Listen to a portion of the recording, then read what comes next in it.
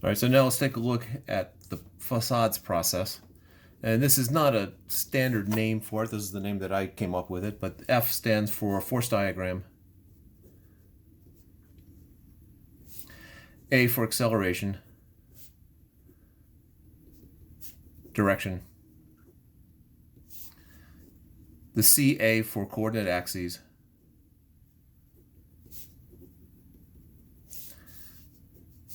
The D for decomposition. E for equations of motion.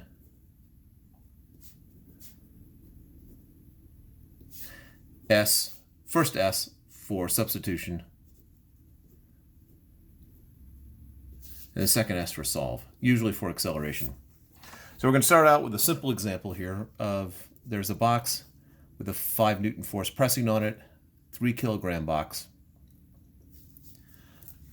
And what is the acceleration? Actually, what's the magnitude of the acceleration?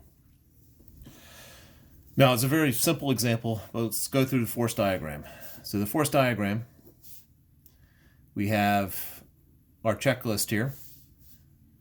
Let's assume it's frictionless here, so I'm just going to write in shorthand notation that this stands for the coefficient of kinetic friction, coefficient of static friction, and equal to 0. This is the indication that friction is equal to 0. So no friction. No tension because there's no rope pulling on it or any rope, chain, whatever pulling on it. Other, there is an other here because that's what this is. I have not told you the source of that force. In reality, I could have my 3 kilogram mass here with a 5 Newton force acting on it. And there's some object over here which is also has pushing back. There's an object over here, and whatever is pushing on the 3 kilogram mass is pushing on it with 5 newtons of force. Don't know what it is. It really doesn't matter for the sake of this problem, so this is an example of other.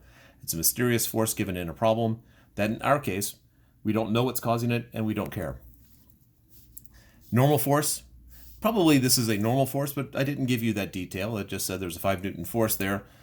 I guess I did say pushing, which would imply normal, but officially not normal. And gravitational force, there's no planet of which to speak, so we're ignoring that one. So it's just a 5 Newton force. Acceleration is direction. Well, given there's only one force, the acceleration has to be in that direction. This is not part of the force diagram. This is just a note, a separate note to indicate the direction of acceleration. The coordinate axes, we're going to set the coordinate axes up and so that one of them is in the direction of acceleration and the other one is perpendicular to it, either that way or that way. Well, technically, there is no forces in this direction, so this part is actually irrelevant. It's just I hat going that way. Decomposition. So decomposition is the forces that we have involved here in our force diagram. Is it in the positive or negative I hat direction or J hat or K hat, whatever we happen to be working with? Well, in this one, it's in the I hat direction. So there's nothing to decompose. If it's not along the direction of an axis or opposite the direction of an axis, then you would need to break it up. But this one, we don't have to. Equations of motion. This is plopping into Newton's second law of motion, which I abbreviate as N2L, Newton's second law.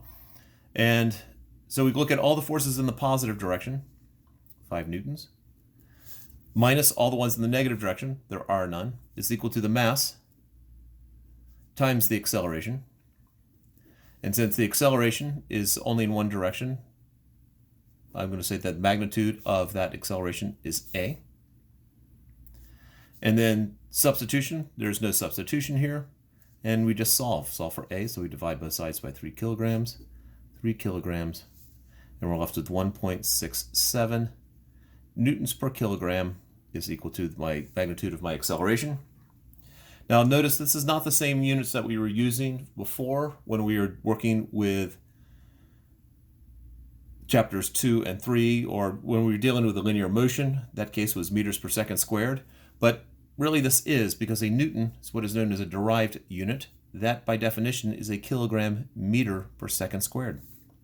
So a newton per kilogram is the same thing as a meter per second squared.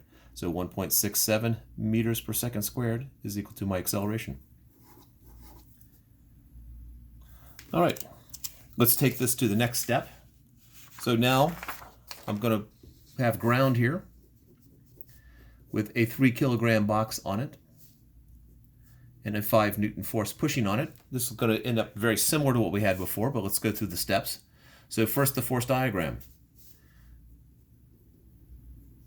Go through our checklist. I got my 3 kilogram box here, and I've got my ground here. Friction, again, let's assume no friction. So mu sub s equals mu sub k is equal to 0. So no friction, no tension, because I'm not pulling on it. There's no rope or chain or anything like that. Gravitational force, there's a gravitational force because there's now a down, so it's my weight going down that way. Normal force, well, it is, let's do the pairs, weight going up. Then there's a normal force acting up on the box and a normal force acting down on the ground. And then other. Now you could give it some label. I didn't on the last one, and I'm not going to do it on this one. I don't know what the source of this is. I don't officially know what kind of force that is, but I'm just going to label it as 5 newtons. Later on, as I get more comfortable, I'll just write 5 down and I will know that it's in newtons. So that's the force. Now the direction of acceleration. Well, that thing is going to accelerate in that direction. That is the direction of acceleration. My coordinate axes, I have one in the direction of acceleration and the other one perpendicular to that. Now there are times in which you want one of them to be in the direction of velocity and not acceleration, but usually you want one of them to be in the direction of acceleration. That's a right angle there. Decomposition. Well, this is in the positive I hat direction. Nothing to break up there. That's in the positive j hat. That's in the negative j hat. So we don't need to break up any of these. Now notice I'm not looking at this because what I care about is the acceleration of the box. And so at this point, that's all I care about. This was just done for practice because we're doing force diagrams, just starting out sort of doing force diagrams. And so this is just for practice there. But this is the part we care about because I want to know the acceleration of the box, so I care about the forces acting on the box. Equations of motion. It's a two-dimensional problem, and so I'm going to have two equations of motion. I'll have an I hat equation and a j hat equation. I'm not putting I hat equals or j hat equals. I'm just indicating this is my I hat equation, my j hat equation. And like the previous example, we have force, this is mass times acceleration. That is our template for the equations of motion. Now I understand that we have just been dealing with motion in the previous chapters, but what I generally refer to as the cake formulas, those are not the equations of motion. This is considered the equation of motion. As you get more sophisticated, there's some energy equations that could be considered that. However, that's really beyond the scope of this course. Energy is not, but the equation that would be considered the equation of motion is. So I hat, I take all the ones in the positive I hat direction, that's 5 newtons, equals, because I have nothing in the negative, equals my mass times my acceleration. J hat, I have all the ones in my positive direction minus all the ones in the negative direction equals my mass times my acceleration in the j direction. Now, one of the reasons for picking one of your coordinate systems, one of your coordinate axes in the direction of acceleration is that it means that it's no acceleration perpendicular to that. So this is times 0 because there's no acceleration in the j hat direction. We did something very similar to this when we dealt with projectile motion problems, because in projectile motion problems, there's no acceleration horizontally. There was vertically.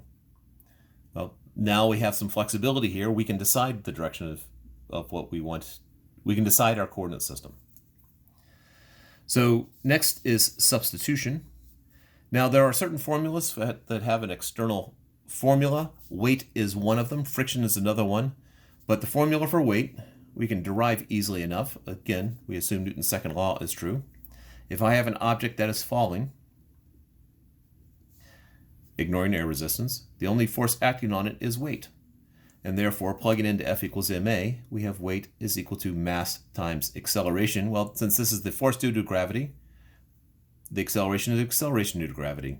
And so that is our formula for weight. And so I would make that substitution here. So I have 5 is equal to 3a from the first one. The second one, I have y minus mg equals 0. So now we can take this one. The normal force is equal to mg. And this one right here, acceleration is equal to 1.67 meters per second squared. Notice I don't have to write the units in my intermediate steps just so long as I have them at the end. And because this is an SI unit, this is an SI unit, that will be in SI units. And that is, so I guess that last bit, so that was substitution and then solve. So there we go. That is just the basic steps. So let's get to something slightly more complicated in the next video.